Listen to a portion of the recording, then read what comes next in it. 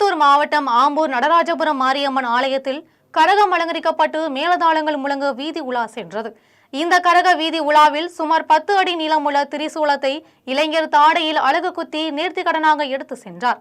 இதனைத் தொடர்ந்து அம்மன் கோவில் முன்பு பூக்கூலி இறங்கும் நிகழ்ச்சி நடைபெற்றது. இதில் ஏராளமான பக்தர்கள் கலந்து கொண்டு பூக்கூலி இறங்கி நேர்த்திக்கடனை நிறைவேற்றினர். திருவிழாவிற்கான ஏற்பாட்டினை சரவணன், ஜெகதீஷ் மற்றும் இளைஞர் நற்பணி மன்றத்தினரும் ஊர் பொதுமக்களும் செய்திருந்தனர்.